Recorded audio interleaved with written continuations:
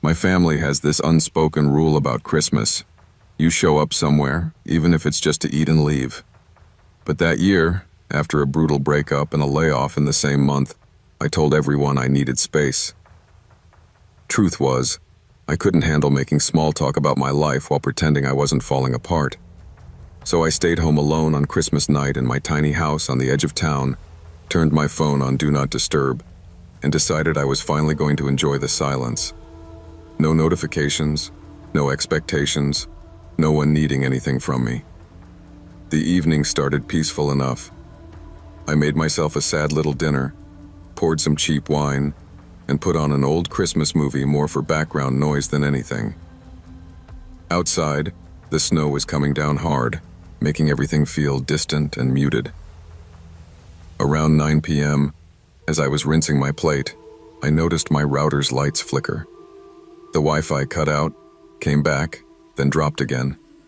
I sighed, assuming the weather was messing with the line, and decided I could handle one night without internet. Honestly, it felt almost symbolic. I slid my phone onto the counter, screen dark, and went to stretch out on the couch. Sometime around 10, I heard what sounded like a heel, or maybe a boot, step once on the porch.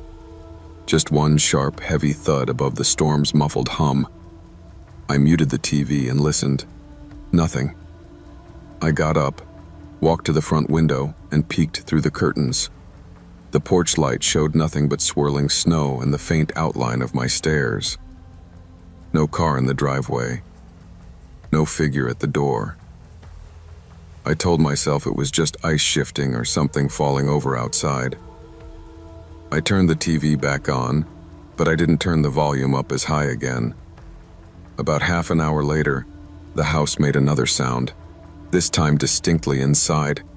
A soft, deliberate click, like a light switch being tested or a doorknob barely turned. It came from the hallway near the back bedrooms. My scalp tingled. I froze on the couch, eyes locked on the dark hall. "Hello?" I called out, instantly regretting the decision. My voice sounded too small and too aware. The only answer was the heater gently cycling on. I waited a full minute before I forced myself to stand up and walk toward the hallway. The bedroom doors were closed just as I'd left them. The bathroom light was off. I checked every room, even opened the closet in the guest room. Nothing. No sign of anyone. I even checked the back door. It was locked, deadbolt and all. Still, the feeling that I'd walked into a room someone had just left wouldn't let go of my stomach. I ended up turning on every light in the house, then laughed at myself and said out loud, "You're just alone and tired. That's all." Saying it didn't make it feel true. Later, close to midnight, I finally sat back down on the couch, all the lights still blazing. The storm outside had intensified. You could hear the wind scraping against the siding of the house like restless fingers. I grabbed my phone to distract myself and noticed something that almost made me drop it. My Do Not Disturb was off. Not just off, my settings looked different. Notifications were enabled for calls and messages from everyone, including unknown numbers. I never used it that way. My heart climbed into my throat. I was alone. Nobody else had touched my phone. I went straight to the recent calls list. No outgoing calls. No incoming calls. Then I checked my messages. At the top of the screen, there was one new unread text from an unknown number, received about 20 minutes earlier. "Why are the lights all on now?" I felt the room tilt. I slowly looked up at my bare living room window, at the now fully lit interior of my house spilling into the darkness outside. My first instinct was to grab a knife, but my legs moved on their own and carried me to the front door. I twisted the deadbolt as quietly as I could without breaking into a full run. As I backed away from the door, my phone buzzed again. Same number. "You didn't look this nervous earlier." I quickly scrolled up, thinking maybe there were older messages I'd missed. There weren't. Just those two, both time-stamped after the router first went out. My hands were shaking when I typed back, "Who is this?" I waited, staring at the 3 dots as they blinked, disappeared, then blinked again. Finally, "I liked you better when you couldn't see me." That was enough. My fear switched from something creeping and psychological to sharp and practical. Someone was watching my house. Someone had been watching when the lights were off, when my internet was cutting in and out, when I thought I was alone in my own head. I called 911 with my voice barely steady. "There's someone outside my house," I told the dispatcher. "They're texting me. They know which lights are on. I'm alone." They took my address, told me to stay on the line, to move away from windows, to lock doors. I'd already done that. While I waited for the sirens I couldn't yet hear, the unknown number sent one last message. "You don't have to be scared. I just wanted to see what people do when no one's watching." I didn't respond. I clutched the phone until my fingers hurt, listening for footsteps that never came. By the time the police arrived, the storm had buried any tracks that might have been in the snow. They searched around the property, checked every room, and told me what they always tell people in stories like this. It's probably a prank. Could be someone who knows you. Could be a neighbor kid. But when they asked if anyone else had my Wi-Fi password, if anyone else knew I was staying home alone that night with my phone on silent, I couldn't think of a single person who fit both. One of the officers suggested I get a camera system and maybe stay with family for a few days. I did both. I changed my number, got new locks, installed cameras, and started leaving a light on outside at night instead of in every room. But sometimes, when the Wi-Fi glitches for just a second or the house makes an unfamiliar noise, I catch myself staring at my dark phone and thinking about the line in that last text, "When no one's watching." Because here's the part I still don't like to admit. There was a moment before the messages, before the cops, before the panic, when the silence felt good, when I wanted to be unreachable, unseen, unknowable. And that's exactly what someone like that is counting on. I've never liked Christmas, not really. When my parents divorced, Christmas turned into this custody negotiation every year, a performance of "we're all fine" that fooled nobody. As an adult, I solved it by opting out. I'd tell my mom I had to work late, tell my dad I wasn't feeling well, and spend Christmas night alone in my apartment pretending the date didn't matter. But 3 years ago, on a whim, and because I was tired of staring at the same walls, I decided to take a late walk through the park near my place instead of rotting on the couch. It was about 10:30 p.m., cold enough that my breath fogged in front of me. The park is usually packed with kids and joggers during the day, but that night it was empty except for a few distant houses with colored lights blinking like fading beacons. I told myself I was being productive, getting some exercise, starting one of those new habits people write about online. Mostly I just didn't want to be home with my thoughts. I walked the main path, hands in my pockets, headphones in but no music playing, pretending I wasn't listening for anything. Halfway around the loop, I heard it. A scream. Not playful, not the sound of someone joking around.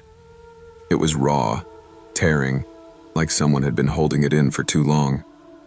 It came from deeper in the park, past the playground, near the line where the trees get thicker. I stopped walking. The sound cut off almost as soon as it started. I pulled one earbud out, then the other. "Hello?" I called out, hating how my voice shook. No answer. Just the distant hum of cars from the main road and the faint rustle of wind through bare branches. My first reaction was to assume it was a trick of acoustics, some TV from a nearby house bouncing off the buildings. But there weren't any open windows. It was freezing. And that scream had been too close. Too real.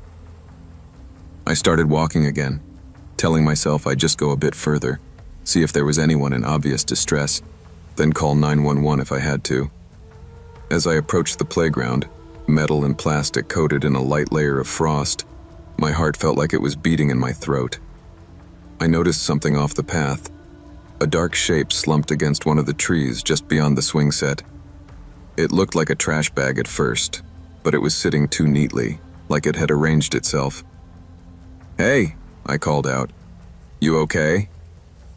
No answer. I stepped off the asphalt path into the frozen grass, my sneakers crunching, eyes locked on the shape. The closer I got, the more it resolved into a person. And suddenly, I wished more than anything that it wasn't. It was a man, maybe mid-30s, in a thin gray hoodie and jeans, no coat, no gloves.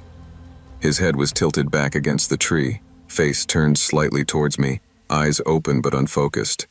There were no visible injuries, no blood, just this weird stillness, like he'd been emptied of something essential.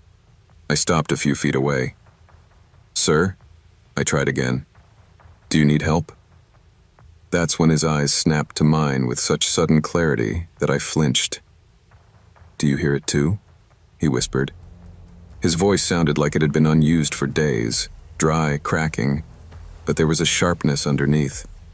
I glanced around, suddenly hyper-aware of the empty park. "Hear what?" I asked, trying not to sound as scared as I felt. He frowned, almost disappointed. "Of course you don't. You're not here for that. You're here because you're running away from a different noise." His eyes scanned my face like he knew exactly what that meant. "The kind inside your head." I swallowed. "Do you want me to call someone? An ambulance? The police?" He laughed then, softly, like I'd told him a sweet but clueless joke. "They don't come out here for screams anymore," he said. "Nobody believes them. They think it's just fireworks or drunks. No one wants to admit they hear somebody breaking." He tapped his temple with 2 fingers, slowly. "Inside." Unease crawled up my spine. It wasn't just what he said. It was how matter-of-fact it sounded, like he was reciting a fixed truth. "Look," I said carefully. "It's Christmas. You're going to freeze out here. I can call a shelter, or—" He cut me off. "Why are you out here?" he asked. "You're not dressed for a walk. You didn't bring gloves. You keep looking behind you like you left something on." He tilted his head slightly. "You're hiding." Something in me bristled. "I'm just taking a walk," I lied, clearing my head. "From who?" he asked. "Your family? Your job? Yourself?" His gaze was steady in a way that felt invasive. "You know what the worst sound in the world is?" he continued, not waiting for my answer. "It's not screaming. Screaming means someone still wants help. The worst sound is when it all goes quiet and nobody calls your name."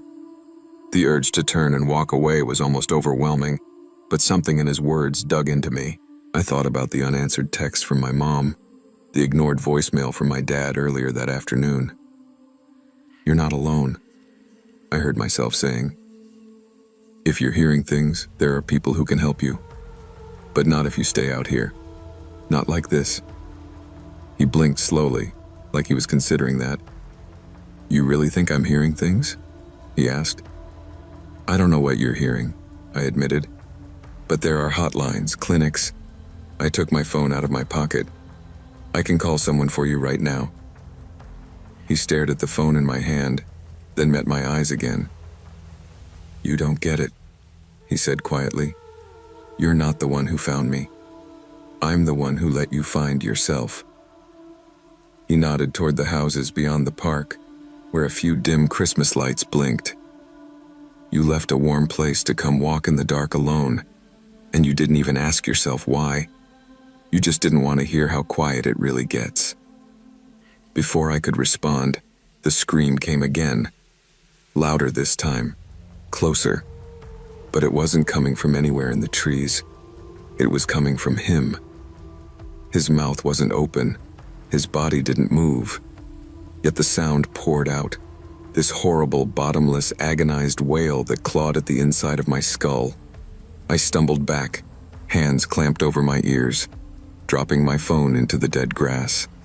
It felt like that scream was inside my bones, vibrating everything that ever hurt. Then, just as abruptly, it stopped. I opened my eyes, gasping. The man was watching me with a calm, almost sympathetic expression. That's what it sounds like when you finally hear yourself, he said.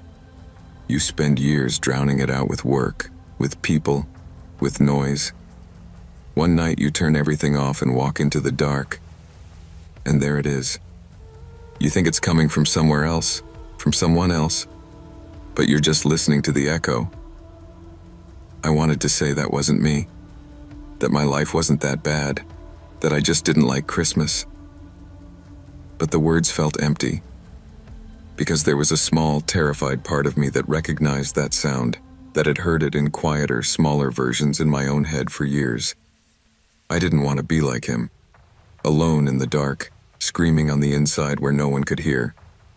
I picked up my phone with shaking hands and backed away from him. I'm calling someone, I said, my voice hoarse. For you, for me. I don't care, but I'm not staying here. He nodded like I'd just passed some kind of test. Good, he said. Some people just sit down next to me and never get back up. He leaned his head back against the tree again, eyes drifting past me. Go home, he added. Answer your mother's texts. Tell your father you heard him. Let someone hear you before you sound like that. I turned and walked away, half expecting to hear the scream again, half expecting him to call me back. He didn't. I called the non-emergency police line once I reached the main road and told them there was a man in the park who might need help. They said they'd send someone when they could. I don't know if they ever found him. Maybe he really was just some unstable guy talking nonsense in the cold. Maybe the scream was something my brain did under stress. I never saw anything about it in the news. But that night, for the first time in years, I called my mom back. I let her talk. I told her I'd been lonely. I called my dad the next day and actually listened to him, instead of half resenting every word. And when the house got too quiet later that week, I didn't go for a walk. I called a therapist and made an appointment. I still think about that man sometimes. About the way he said nobody comes for screams anymore. About how long someone has to hurt before they finally get that loud. I used to think working in retail on Christmas Eve was the worst thing a person could endure. Endless lines, screaming kids, holiday music on loop until it claws at your sanity. Then I worked a Christmas night shift and realized the real horror starts after the doors lock and the music stops. A few years back, I was the closing manager at a small discount shop that tried very hard to look like one of those big box everything stores, but with half the staff and none of the security. Our Christmas sale had run late into the evening, and management decided to keep us open until midnight to catch last-minute shoppers. The holiday rush eventually died out, and by the time the last customer left, it was just me and an older cashier named Linda. The plan was simple: close at midnight, finish restocking, clean up the disaster the day had left, and lock up by 2 a.m. It was snowing hard enough that the parking lot looked like a blank page under the streetlights. By 12:20 a.m., we'd flipped the sign to closed, but as any retail worker knows, that doesn't stop people from trying the door. A few folks rattled it and peered in, saw us sweeping, and gave up. I was back near the toy aisle, reorganizing the carnage, when the chime over the front door went off. I frowned. The door was supposed to be locked. I called out, "Hey, we're closed for the night, sorry," expecting some apologetic last-minute shopper. Instead, a man's voice answered, "Sorry, I just need to use the restroom real quick, I'll be fast." I stepped into the main aisle and saw him at the front. Mid-30s maybe, dark beard, short hair, thick winter jacket zipped up to his chin. He held his hands out like he was surrendering. "Please," he said. "I've been driving all day, everything else is closed." I should have said no. Policy said no. But Linda gave me that look, the "it's Christmas, don't be an ass" look. I sighed. "Okay, bathroom's at the back, left of the stockroom door. But we're closing, so you gotta be quick." He grinned, too wide for the situation. "You're a lifesaver," he said, and walked straight toward the back. As he passed me, I got a faint whiff of something metallic and sour underneath his cologne, but I told myself I was imagining it. He disappeared into the single-occupancy restroom, The door shut. The lock clicked. I checked my watch. 12:27 a.m. I went back to stocking shelves, but found myself glancing down the main aisle every few minutes. At first, I didn't think anything of it. People sometimes take longer than they should, but by the time 15 minutes passed, unease pooled in my stomach. "He's been in there a while," I remarked to Linda. She shrugged, barely looking up from counting out the till. "Maybe he's sick." Another 10 minutes crawled by. Now we were past "maybe he's sick" and well into "this feels wrong." I walked to the back hallway and knocked gently. "Sir, everything okay in there?" No response.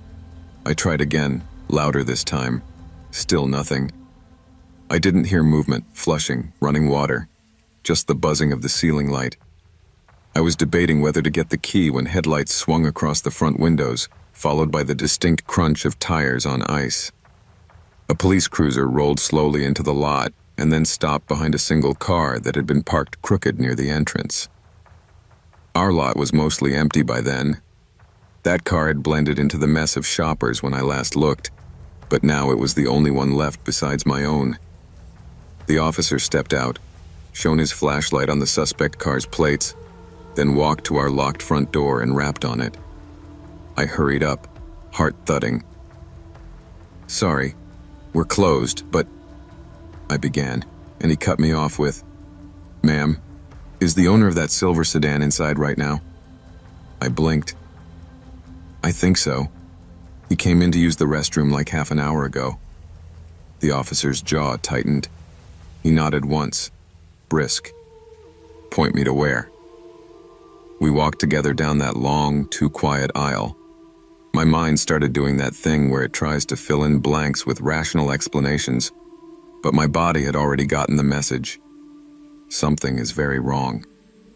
When we reached the restroom door, the officer didn't waste time with gentle knocks. He banged hard, shouted, "Police, open up!" and listened. Silence. No shuffle, no startled cursing, nothing. He turned to me. "Do you have a key?" My hands shook as I dug through the small ring we kept under the customer service desk.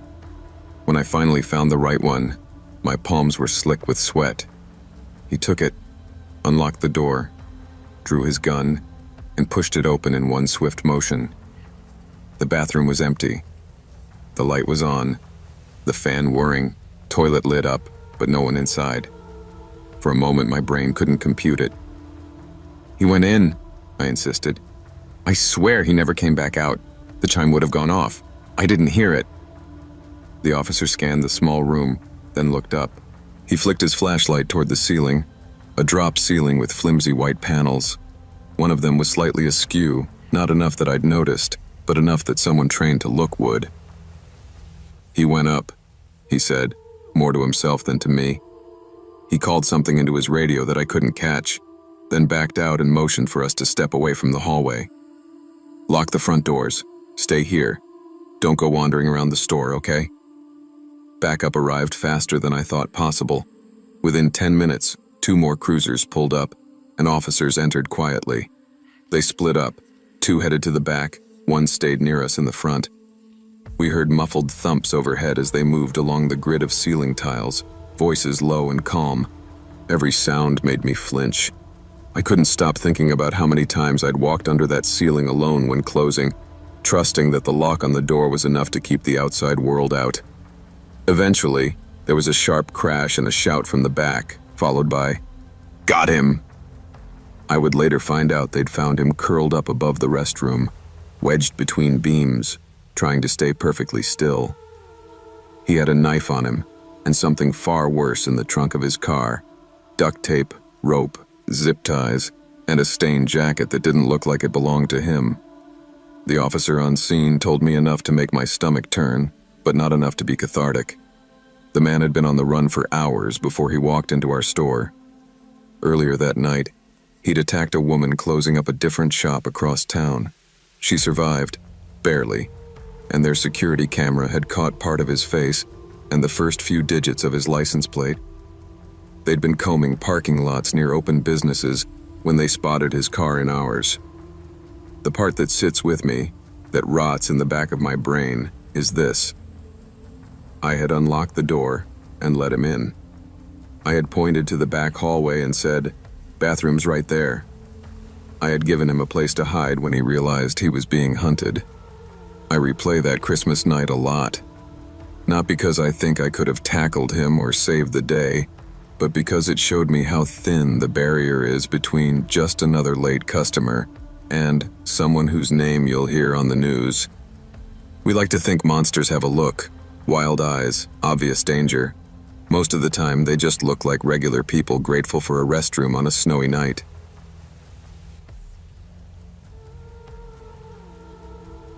Last Christmas was the coldest I can remember. I live in a small one-story house on the edge of a Midwestern town, the kind of place where winter comes early and overstays its welcome. I just started a new hybrid job, partly at the office, partly from home, and Christmas week lined up with a streak of brutal snowstorms. My manager was understanding. "Work from home all week," she emailed. At first I was excited. I pictured coffee in my favorite mug, thermal socks, Christmas music low in the background while the world outside disappeared under a soft white blanket. In reality, my home office was a cheap desk shoved under the bedroom window, and by Christmas night, I realized I hadn't spoken to anyone face to face in 3 days. That Christmas day, I barely left the chair. I logged off just after 8 p.m., shoulders aching and eyes burning from staring at spreadsheets and holiday sale numbers. Outside, snow was falling in dense, windswept sheets, the wind shaking the single-pane glass behind my monitor. I heated up a frozen dinner, washed the one pan I'd used, and decided to drag the trash bins to the curb so I wouldn't forget on pickup day. The cold hit me like a physical slap when I stepped outside. The world was so quiet it felt like I'd gone deaf. No cars, no voices, just the hiss of snow and the low moan of wind between houses. I hauled the bins to the curb, head down, and was turning back toward my front door when something to the left caught my eye. The snow along the side of my house didn't look right. Everywhere else the storm had laid down an even blanket of white, but there, it was broken, textured. I squinted through the blowing flakes and walked closer, boots crunching. It wasn't a random pattern. It was a line. Footprints. Clear, repeated impressions, like someone in regular shoes, not boots, had walked right alongside my house. My heart started pounding before my brain fully realized why. I followed the trail down the narrow side yard, the wind cutting through my jacket. The prints led straight past the living room window and then stopped in a messy cluster beneath the bedroom window, my bedroom window. Right behind where I'd been sitting all day, headphones on, lost in work and podcasts. In that spot, the snow was unevenly trampled, as if whoever it was had stood there for a while, shifting their weight, turning slightly, stepping closer, looking in through the tiny gaps between the blinds. My blinds had been closed, but if you pressed close enough, you could see through. Why would anyone be out here in this? I muttered to myself, like saying it out loud might make it logical. No one lived on the left side of my house. It was just a narrow gap to the neighbor's fence. There was no reason for anyone to walk that way unless they wanted to be right up against my windows. I stayed there too long, staring at those prints. I kept imagining the back of my own head, headphones on, totally unaware, while someone stood just inches away, separated by glass and cheap vinyl blinds. Eventually, the cold drove me back in. I stomped the snow off my boots, locked the front door, and checked the tiny latch on the bedroom window, pressing until it clicked. Then I tugged on the frame to be sure. Locked, triple-checked, just because that's the kind of person anxiety has wired me to be. I told myself it was a neighbor's kid, or someone cutting through the yard before the worst of the storm. By the time I went to bed around 11, I'd mostly convinced myself I was being dramatic. I peeked out once more before sleeping. The falling snow had already started to blur the footprints until they blended with the rest of the white. It felt like the storm was erasing the evidence for me. I slept surprisingly well. The first thought that popped into my head when I woke was the footprint trail. My body moved before I even really woke up. I swung my legs out of bed and went straight to the window in my t-shirt and pajamas. When I lifted the blinds, my grogginess vanished like someone had thrown cold water on me. New tracks. Fresh, crisp, unmistakable footprints punched into the snow, leading to the exact same spot under my window. This time, they were the only prints in the entire yard. The snow around them was untouched, smooth, and glittering under the weak morning light. I just stared at them, my breath fogging the glass. Whoever had come back had done it while I slept, after I'd reassured myself nothing would happen. I grabbed my jacket and boots, forgetting to zip up properly, and went outside to check, needing to confirm what I already knew. The prints led from somewhere beyond my property line, stopped under my window again, circled slightly, and then doubled back, vanishing toward the street. No other disturbances, no vehicle tracks close by, no neighbor prints, just theirs. Back inside, my fingers numb and shaking, I called the non-emergency police line. "I'm probably overreacting," I started, hating how small my voice sounded. "But someone's been walking up to my bedroom window while I'm working and while I'm asleep." The dispatcher was calm, asked basic questions, said an officer would swing by when possible, and gently reminded me that with the weather and the holidays, they were stretched thin. I understood. What could they really do with just footprints and a creepy feeling? I tried to work that Christmas day, but my eyes kept darting to the window, my brain half listening for muffled crunches in the snow. Every time I looked, the wind had filled the footprints in a little more, smoothing their edges. By the time my shift ended at 8 p.m., the snow outside looked soft and untouched again, like nothing had ever broken its perfect surface. That should have comforted me. It didn't. Instead, I felt like the house and the storm were conspiring to pretend nothing had happened. I pushed the blinds aside and pressed my forehead to the glass. No prints, no movement, just wind swirling flakes in streetlight beams. I glanced down almost lazily at the window lock. My stomach dropped. The latch was flipped open. I froze. I knew, with the obsessive certainty of a chronic checker, that I had locked it the night before. I'd even tugged on it. I hadn't touched it all day. I reached out with a shaking hand and pulled gently on the frame. The window slid up noiselessly, opening into my bedroom. No resistance, no sticky paint, just a quick, silent invitation. That was the moment something clicked in my brain. The tracks weren't just creepy, they were purposeful. Someone had come close enough to my sleeping face, separated only by a thin pane of glass and a cheap latch, to quietly unlock it, and I hadn't heard a thing. I backed away from the window like it might suddenly jump at me, grabbed my keys and coat, and left the house without even turning off my computer. I called the police from my car, parked in my own driveway, engine idling, heater off so I could hear if anything moved inside while I watched the dark outline of my house. 10 of the longest minutes of my life crawled by before a cruiser pulled up. The officer nodded at me, asked me to stay in the car, and went inside with one hand on his holster. Time got weird. A minute felt like 5. 5 felt like 30. I stared at my front door, expecting it to fly open at any second, but it stayed closed. By the time nearly 5 minutes had passed, my stomach twisted into a tight, cold knot. Something was wrong. Then the door did open. The officer stepped out, breathing hard, his face flushed with cold, and behind him, in handcuffs, was a man. Mid-40s, pale, stringy hair stuck to his forehead with sweat and blood. There was more blood on the officer's sleeve. The man looked wrong, not just dirty or unkempt. There was something hollow and calculated in his eyes, like he was disappointed the game was over so soon. He was hiding in a hallway closet, the officer said later, after backup arrived. Jumped me when I opened it. He's strong. You did the right thing calling. The man wouldn't stop staring at me as they walked him to the car, blood crusting on his cheek. I had this sudden, nauseating realization. He had probably watched me through that window for days. He probably stood inches away from me while I slept, watching the rise and fall of my breathing, fingers on the unlocked latch. The unlocked window wasn't the end of his plan, it was the beginning. I've been a security guard for a little over 8 years now, and I used to think Christmas night shifts were the safest. Most people are home with their families, offices are empty, and the worst I'd usually deal with was a drunk kid trying to sleep in the lobby. Last year proved me wrong. The building I'm assigned to is a glass and steel corporate block downtown, the kind of place that looks expensive enough that people assume there's something worth stealing inside.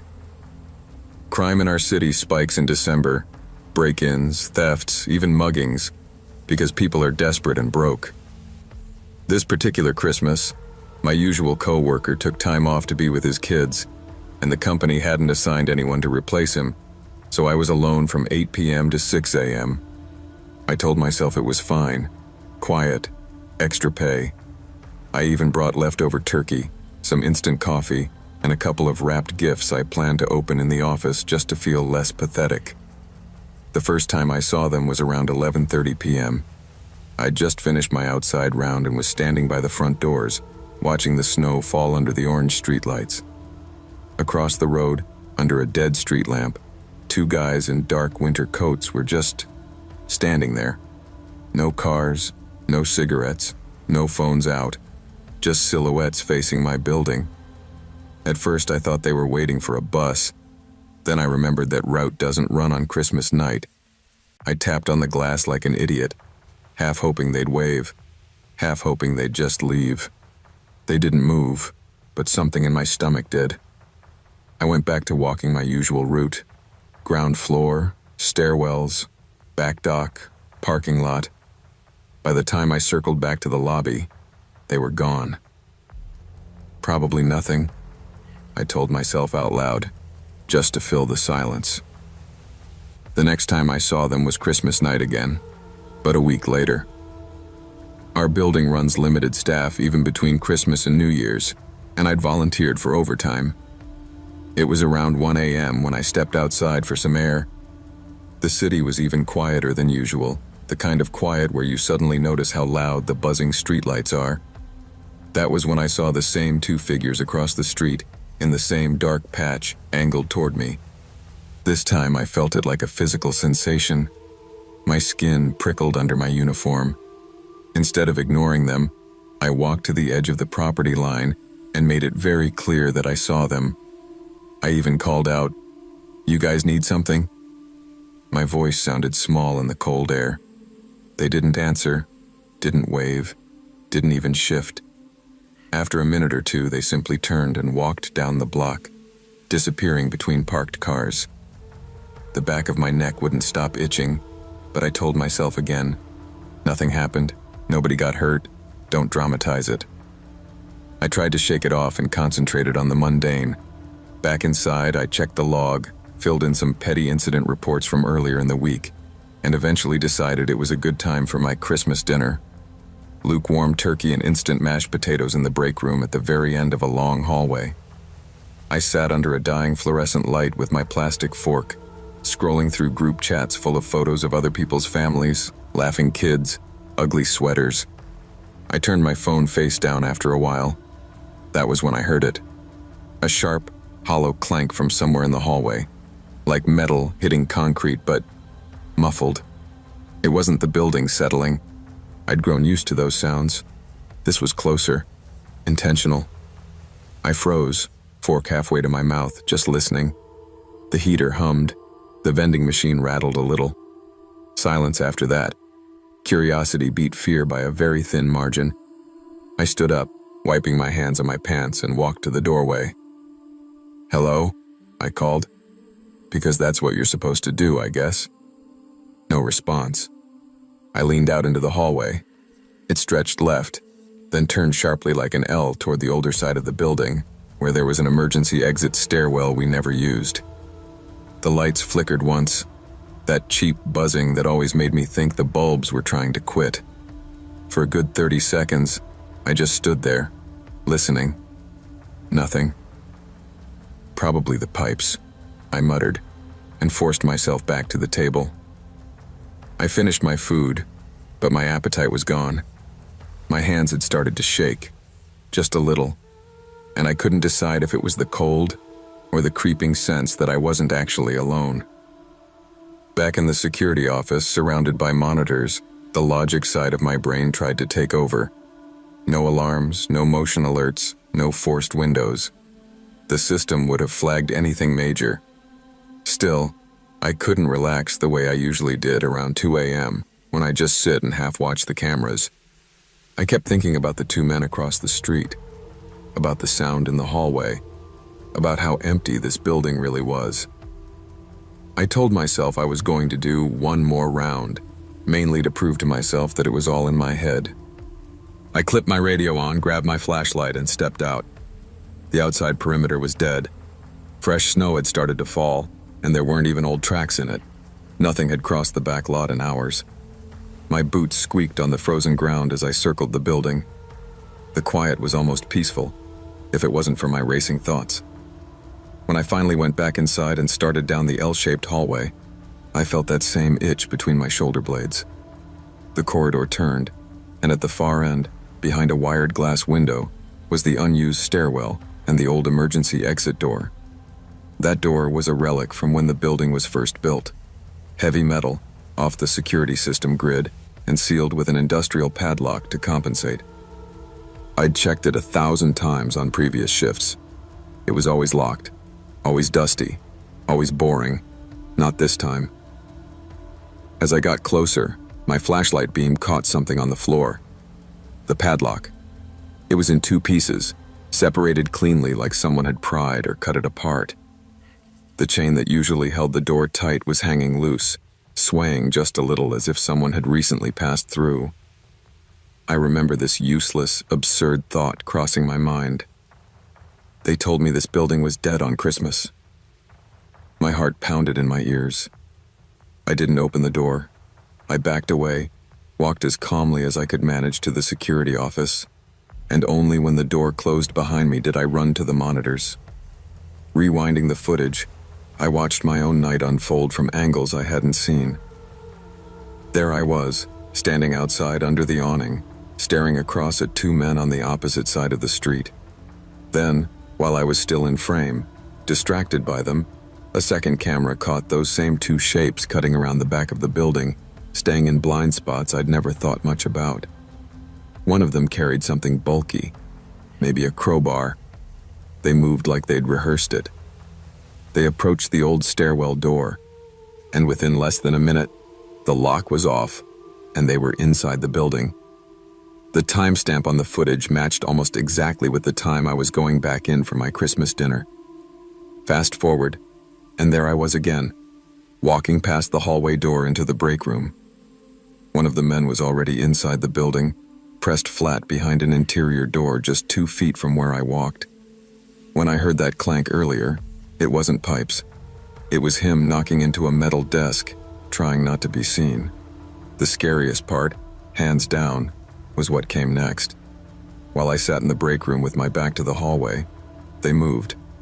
On one camera, you can see one of them peeking out, ducking back as I walked by. Another angle shows them slipping into one of the tenant offices, some software company, moving directly toward labeled metal cabinets and server towers like they knew exactly what they were looking for. Hard drives, physical files, some backup tapes. At one point, one of them passes through a corner of the hallway camera frame. On his hip is something dark and angular. It could be a large knife, could be the grip of a small gun. Either way, I realized they weren't just burglars. They were prepared for a more violent scenario if they were cornered. As soon as they saw me go back outside for another round, they moved like they were on a timer. On screen, they stuffed equipment into duffel bags and retraced their path, slipping back down the old stairwell and out into the parking lot. By the time I came back inside to discover the snapped lock, they were already several minutes gone. I called the police, my voice sounding small on the recording when I replayed it later. Officers showed up, took statements, pulled the footage, and told me I'd done the right thing by not opening that stairwell door alone. The company lost data assets, which is corporate speak for things someone, somewhere, didn't want stolen. There were quiet meetings, Hushed phone calls, increased security discussions. It all felt a little too rehearsed, like someone had been waiting for exactly this to happen. What I can't shake, even now, is not just that I was nearly face to face with armed intruders on Christmas night, or that I walked past someone hiding in the dark only a couple of feet away. It's the realization of how many times before I'd walked those halls assuming I was safe because it was Christmas, or because the cameras were on, or because in my head criminals had the decency to take holidays off. That night taught me how fragile that sense of safety really is, how quickly it collapses once you see the replay from another angle and realize you were the blind spot. Never confuse routine for safety. The moments you feel most protected by habit, holidays, or familiarity are often when your guard is down the lowest, and that's precisely when the real dangers slip past you. That Christmas break, I decided I was done sleeping on my parents' lumpy fold-out couch. They lived in a small, dying city several hours away, and every visit turned into the same claustrophobic routine. Forced conversation, TV blaring, no privacy, and my mother pretending everything was fine while my father drank in his chair. So when I saw how cheap the local Airbnbs were in their town, I booked one for the whole week of Christmas. It was a small house on a quiet street with staged photos showing warm lighting and festive throw pillows. The listing described it as cozy, private, and perfect for holiday getaways. The host, a guy named Eric, had good reviews and a high response rate. What could go wrong? I arrived on Christmas Eve just after the sun had slipped behind thick clouds. The drive had been long and empty, with most people already where they needed to be. As I pulled into the driveway, I noticed the neighborhood was darker than I expected. No streetlights. Most houses had their curtains drawn and lights off. Only a few faint glows hinted that anyone lived there at all. In contrast, the Airbnb was fully lit, warm yellow spilling from every window like someone had turned on every light to fight the darkness. It felt exposed, like a stage in the center of an unenthusiastic audience. Inside, though, the place looked exactly like the photos. Clean, minimal, a little too curated. A tiny fake Christmas tree sat in the corner of the living room, its plastic branches barely holding a cheap string of lights. A sign above the couch read, "Good vibes only." It made me roll my eyes, but also weirdly comforted me. At least someone had tried to make the place look festive. I unpacked my bag in the bedroom, answered a "let me know if you need anything" text from Eric with a polite thumbs up, and decided to stay in for the night. Christmas Eve dinner for me was gas station snacks and a microwave burrito, eaten in bed while Netflix droned in the background. Around 9 or 10 p.m., just as I was settling into that strange half-sleep you get watching something you don't care about, I heard knocking. Not a timid little tap, 3 solid, evenly spaced knocks at the front door. I paused the TV and lay there for a second, listening, hoping it had been the house settling or something hitting the siding. Then it came again. Same pattern. Maybe the host? I thought, grabbing my phone. No missed calls or messages. No Airbnb notifications. I hesitated, then made my way down the hallway, bare feet whispering over the laminate floor. As I approached the door, the knocking continued in that same patient rhythm. Whoever it was either really wanted me to answer or was following some script. I looked through the peephole without thinking. A guy in his 30s stood there, wearing a black knit cap and a red flannel jacket that looked like it had seen too many winters. His face was ordinary in that instantly forgettable way, but his expression was off, a strange mix of confusion and expectation. I opened the door, just like an idiot in every horror story does. "Hey," I said, trying to sound casual but firm. He blinked rapidly when he saw me, as if he'd been rehearsing something and I wasn't the person he was expecting. "Oh," he muttered, his eyes darting past me into the house. Sorry." His voice was flat, but there was an undercurrent of agitation. "Can I help you?" I asked. He mouthed something I didn't catch, then shook his head, almost angrily, and walked away without another word. I watched him go down the short walkway and disappear into the dark street, where no car waited for him. Wrong house, I guess, I said to myself, closing and locking the door, though the explanation felt thin. People who knock that confidently usually know where they're going. Christmas Day passed quietly. I spent most of it with my parents, enduring small talk, bad jokes, and my mother's sad attempts at normalcy, before retreating back to the Airbnb around 6 p.m. There was something oddly comforting in having my own space to go back to, even if the house felt theatrically empty. I made tea, changed into sweats, and curled up in the bedroom with the TV on low. Outside, the darkness seemed even heavier than the night before. The other houses remained almost entirely unlit, like the whole street had decided to sleep through Christmas. Around 9 p.m., the knocking started again. Same door, same pattern. 3 steady, unhurried knocks. This time dread rose faster than curiosity. I grabbed my phone and checked for messages. Nothing from Eric. I walked down the hall more slowly than the night before, my heartbeat amplifying each step. Before I got too close, I glanced through the peephole, half hoping no one would be there. But he was. Same man, same hat, same red flannel. He wasn't even shivering. He just stood there, staring at the door like it had personally offended him. I cracked the door open just enough to speak, the chain lock still on. "Can I help you?" I asked, voice firm now. His eyes widened when he saw me, that same look of surprise, but this time stronger, almost like disbelief. "Is everything okay? Are you looking for someone?" I added. He stared at me for a long second, then his face flattened into something hollow and emotionless. "No," he said quietly. The word sounded wrong, as though it wasn't answering my question but denying something else. Then he backed away and walked off again, swallowed by the dark. I shut the door, engaged every lock I could find, and walked back to the bedroom, leaving the door open so I could hear the rest of the house. Something about his reactions bothered me. If he had the wrong house, why return? If he needed help, why say nothing? The second no wasn't confusion. It was resentment, like I had ruined a plan by existing. I thought about messaging Eric, but what was I supposed to say? "Hey, some weird guy keeps knocking on the door and saying almost nothing. Merry Christmas?" It sounded paranoid. I turned off the lights around midnight and tried to sleep, the faint glow of the TV illuminating the room as background noise. Sometime in the middle of the night, I woke up with that instant, wired awareness that something was wrong. The house was utterly black and silent. No TV glow, no hum of the fridge. I couldn't even hear the heater. For a moment I thought the power had gone out, but my phone on the nightstand still showed a full battery icon and network bars. Then, through the silence, I heard it. A faint murmur outside, like distant whispering. Knock, knock, knock. This time the sound boomed through the house, harsher and more desperate.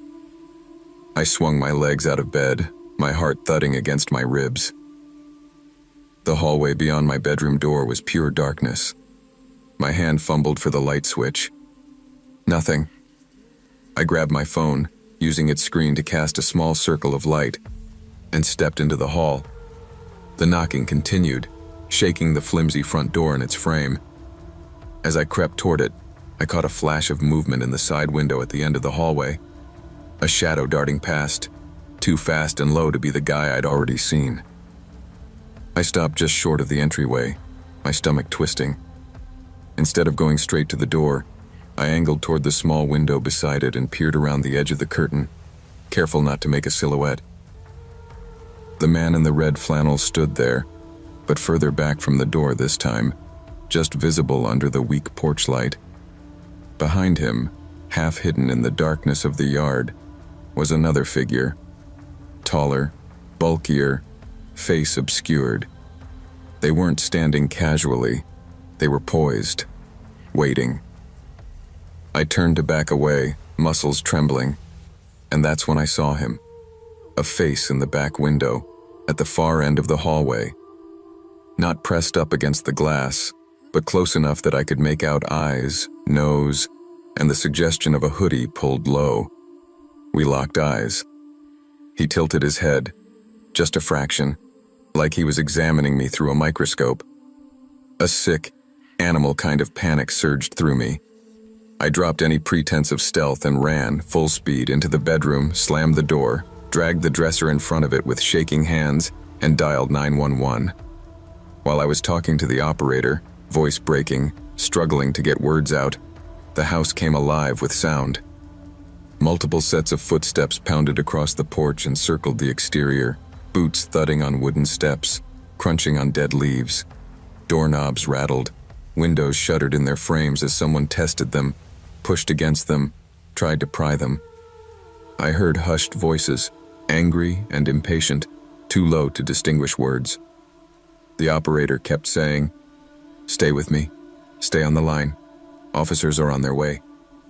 I pressed my back against the dresser and watched the sliver of light at the bottom of the door, terrified I'd see shadows blocking it. Those few minutes felt like an eternity. The men moved around the house systematically, like they'd done this before, checking every possible access point. There were at least 4 different sets of footsteps, maybe more. The front door banged once, twice, harder each time, as if they were testing whether the frame would give. One of them must have realized the bedroom was at the back, because I heard deliberate steps outside my window, then a sharp tap on the glass. Just one. A courtesy knock, almost, like he wanted me to know he knew exactly where I was. Somewhere in the distance, a faint wail grew louder, the sound of sirens slicing through the quiet. The noises outside cut off abruptly. No more tapping, no more footsteps. Silence fell so suddenly that my ears rang. I stayed on the phone until flashing blue and red lights spilled through the cracks around the boarded-up blinds, and I heard an officer's voice shouting, "Police, if anyone's inside, announce yourself."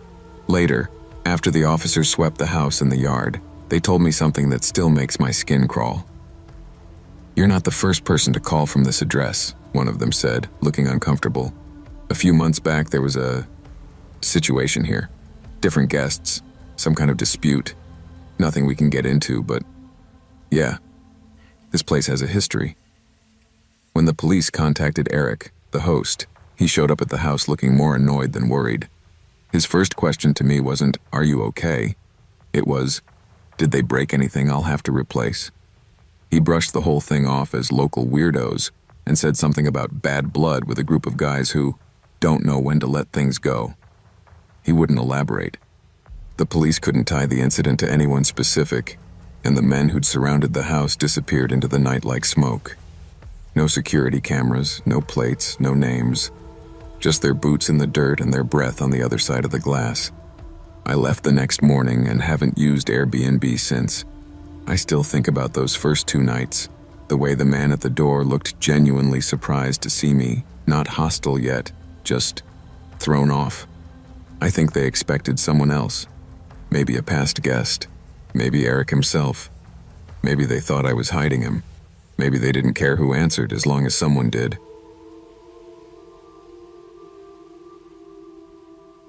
Working the front desk in the ER on Christmas night is its own kind of loneliness. The lobby is decorated with paper snowflakes and a plastic tree that's missing half its lights. Seasonal music hums too softly from a forgotten speaker, and every person who walks in is dealing with something bad enough to ruin what's supposed to be a happy day. I volunteered for the shift because I don't really have a family to celebrate with, and the extra holiday pay felt like a decent consolation prize. That year, it was just me and my coworker Amy at the front desk from midnight to 4 a.m., checking in whoever came through the sliding doors while the automatic voice repeated, "Welcome to Mercy General." We joked about ugly sweaters and stale Christmas cookies just to keep the air from feeling too heavy. Around 2 a.m., Amy stood up, stretched, and said, "I'm gonna hit the cafeteria before they close. You good here?" I nodded. "Yeah, go. If Santa shows up, I'll stall him until you get back." She laughed and walked off down the hall, leaving me alone in the front lobby. Not 60 seconds later, the sliding doors hissed open, and a man stepped in. He was in his late 20s or early 30s, wearing a black zip-up hoodie, black jeans, and no gloves despite the freezing air. His hair was dark, a little long, and looked greasy, like he hadn't had access to a shower in a while. There was nothing overtly threatening about him. But as he approached the desk, I felt my body go on alert in that animal way before my brain could name why. He stopped at the counter and stared at me for a beat too long, like he was memorizing my face. "I'm looking for Hannah Smith," he said. The name wasn't exactly that, but close. A very generic, very forgettable female name. His voice was oddly flat, too casual for someone looking for a relative in the ER on Christmas. "Okay, let me check for you," I replied, turning to my monitor to scan the patient registry. Nothing. No one with that last name in the system that night or in the last 24 hours. "I don't have anyone by that name admitted here," I told him. "She might be at one of the other hospitals in the area. There's St. Mary's, County General." He nodded, but his eyes were still fixed on me, not on the brochures or directions. "Right. Okay. Thanks." He turned and left as quietly as he'd come in. I glanced over at our security guard, who had been stationed by the entrance. He met my eyes and raised his eyebrows just a bit. That universal, "Yeah, that was weird," expression. I shrugged back and tried to laugh it off. I told myself I was reading too much into it because it was late and I was tired. When Amy came back with a styrofoam cup of bad coffee and a chocolate chip cookie, I mentioned him casually. "Some guy just came in looking for a random name, gave me the creeps for some reason." She rolled her eyes. "It's Christmas. People get lonely. Maybe he just got the wrong hospital." We spent the next couple of hours in a slow, sleepy routine. A drunk driver, a kid with a fever, a woman with chest pain. By 4 a.m., my shift was over. The staff lot was behind the building, far from the main entrance, because patients and visitors should have priority parking. At 4 a.m. on Christmas night, it felt like walking into a frozen void. Rows and rows of empty cars, lights buzzing overhead, the sky just beginning to hint at dawn. I wrapped my coat tighter and started toward my car, phone in hand, keys in my pocket. Somewhere between the entrance and my parking spot, that feeling hit me. That crawling sense on the back of your neck, like you're not actually alone. I didn't see anyone. No footsteps echoed behind me. But I thought of the man in the hoodie, and my pace quickened without me telling it to. "You're being dramatic," I whispered to myself. "You work at an ER. You're bound to meet weird people." I unlocked my car, slid into the driver's seat, and locked the doors in one motion, more out of habit than conscious fear. My bag landed on the passenger side, spilling a few pens and a crumpled candy wrapper. I checked my rearview mirror. Empty back seat, just dark fabric and a forgotten water bottle. For some reason, that eased me more than anything else. The drive home took about 20 minutes down long, mostly empty streets, Christmas lights still blinking in front yards and in apartment windows, like the holiday was stubbornly hanging on. The strange part was the constant sense that there was a car behind me. That feeling you get when someone tailgates you.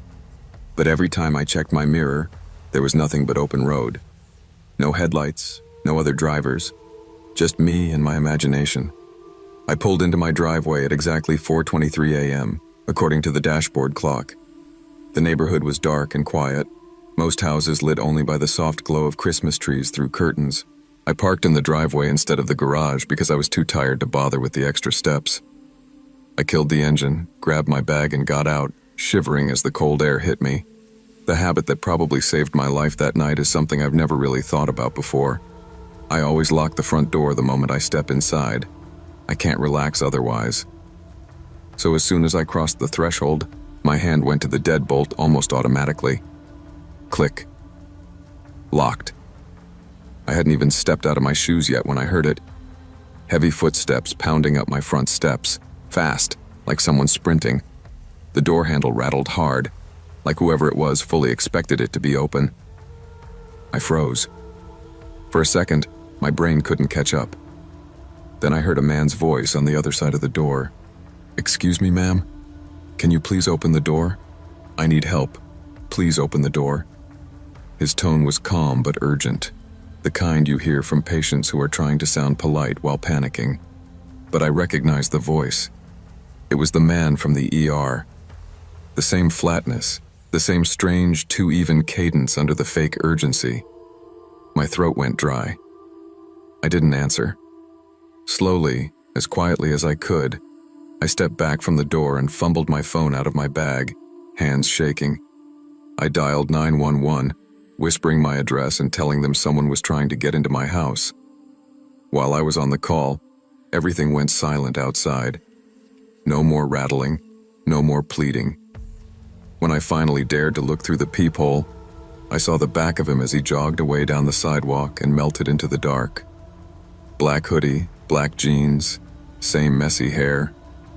I don't know how long I stood there before the red and blue lights finally washed over my living room walls. An officer came to the door, took my statement, walked around my property with a flashlight, and then he said the sentence that made my skin crawl more than anything that had happened so far. "Did you know your back car door is still open?" I hadn't used the back seats in days. The realization hit in slow, sickening waves. He hadn't followed me by car. He had been in my back seat the entire time I drove home. I had checked my mirror, not my car. The officers pulled the hospital's security footage later that day. The man had been pacing outside the sliding doors for almost an hour before he came in. He'd watched me, watched which badge I wore, where I clipped my keys, what my routine looked like when my shift ended. Later, they tracked him to a cheap motel across town. He'd been living out of his car, picking random women who worked nights, following them, learning their patterns. When they questioned him, he wouldn't admit to planning anything violent. He just kept saying, "I just wanted to talk to her. I just wanted to see her again. She was nice to me." As if that explained hiding in the back seat of a stranger's car on Christmas night and trying to force your way into her home. Sometimes people ask why I still work the night shift after that. The honest answer is that I don't fully trust daylight either. What I learned that Christmas is that danger doesn't always look like a stranger in a mask. Sometimes it looks like a quiet man in a hoodie asking for a name you won't remember. It looks ordinary. It blends in until it doesn't. Being kind in your work doesn't require you to ignore your instincts. You don't owe anyone access to your personal space or your home, no matter how harmless they seem. Respecting your own boundaries might be the only line between suspicion and tragedy. I always thought Christmas alone would be peaceful. That year, I convinced myself staying in my small rented house instead of going to my parents' place would finally give me the grown-up holiday I always imagined. Cheap wine, horror movies, and leftover Chinese takeout instead of forced cheer and fake smiles around my father. It was snowing hard all Christmas Eve, the kind of snow that piles up against doors and silences the world. By Christmas night, the storm had turned into a full-on whiteout, and every weather alert on my phone insisted travel was a terrible idea. So I dimmed the living room lights, turned off the lamp by the window, heated up leftovers, and queued up a horror movie marathon on my TV, pretending the storm outside was just part of the ambiance. Around 9:30 p.m., the wind had picked up so much that the house seemed to inhale and exhale with each gust. I remember thinking, if the power goes out, I'm screwed, but weirdly excited at the thought of candles and shadows. Halfway through my second movie, my eyes started doing that unfocused thing where you're looking at the screen but not really seeing it, just letting sounds wash over you. Out of nowhere, in the corner of my eye, something moved against the far wall of the hallway. A shadow. It darted across like someone had walked past the open bedroom door. I straightened up instantly and paused the movie. The house went dead quiet except for the storm and the faint hum of the fridge. "Hello?" I called out. My own voice sounded wrong, too loud and too small at the same time. I got up, forcing myself to walk toward the hallway. My living room bleeds into the hall where the bathroom and my bedroom sit at the end, so there aren't many hiding places. I flicked on the hallway light and scanned the floor and doorways. Nothing. The bedroom door was half closed, just like I'd left it. The bathroom door was wide open, dark inside. I told myself it had to be a car passing, lights bending weirdly through blowing snow, except there hadn't been a single car since the storm really started. I shook it off and went to the kitchen to top off my glass of wine. I remember saying out loud, trying to sound casual, "You're just jumpy, man. Christmas paranoia."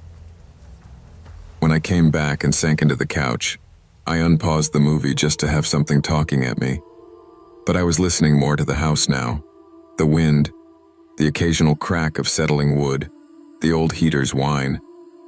Then, as the movie hit some tense scene, I saw another shadow.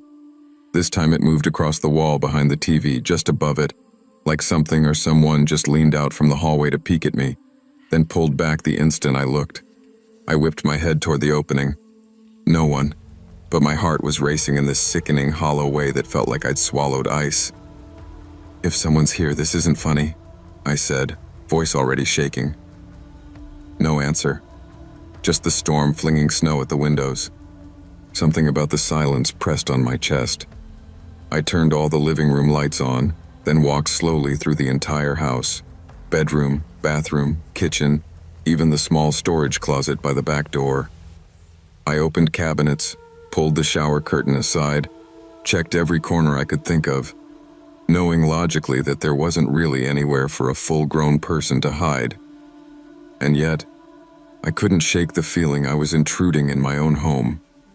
Like someone had been here long enough to consider this place theirs, not mine. After that, sitting back down felt impossible. So I decided to call it a night. Maybe a hot shower and my weighted blanket would reset my brain. Upstairs in the tiny bathroom, I let the water run hot and stepped in, trying to focus on the sound of it hitting the tub instead of the wind battering the house. I closed my eyes, pressing my head against the tile, breathing in the steam. That was when a sound tore through the house. A single thunderous slam that felt like it hit the bones of the building, and mine. The floor vibrated under my wet feet. I froze, water still hitting my shoulders. For a moment I told myself it was just the wind throwing something against the siding. But deep down, I knew this sound came from inside. Heavy, angry. I shut off the water, hands shaking, and grabbed the towel, barely drying off before throwing clothes on over damp skin. The second I turned off the bathroom fan, the silence hit me like pressure. No creaks, no heater, not even car noise from the distance. Just the storm outside and my own breathing. I opened the bathroom door slowly and peered down the stairs.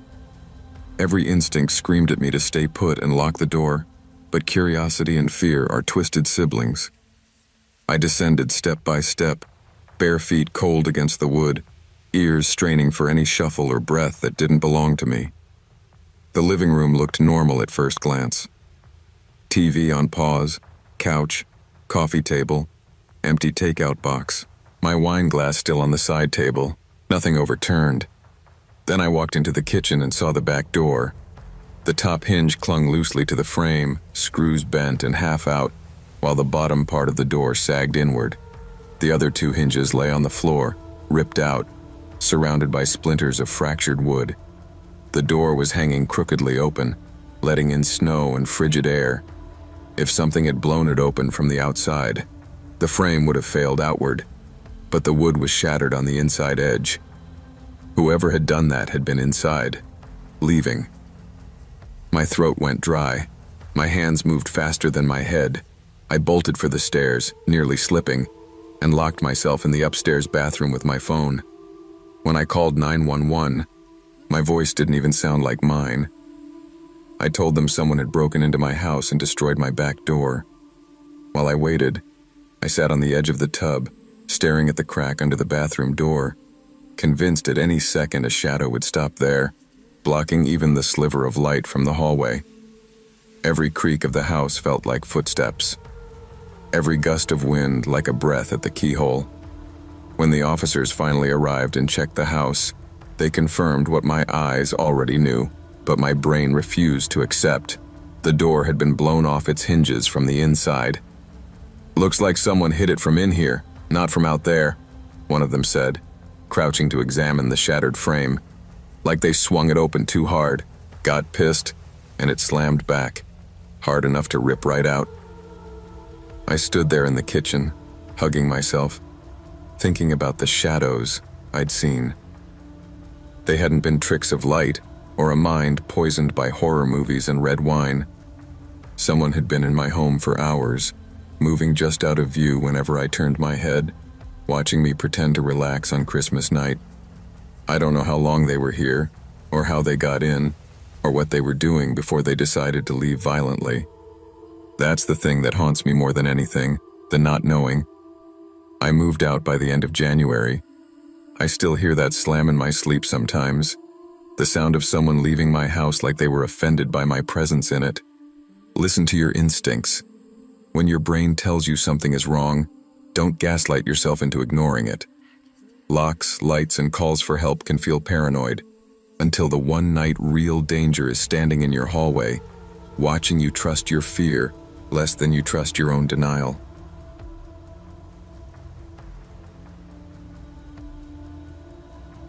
My sister insisted Christmas dinner be at my apartment that year, so it feels like a new start. I'd just moved into a slightly run-down building downtown.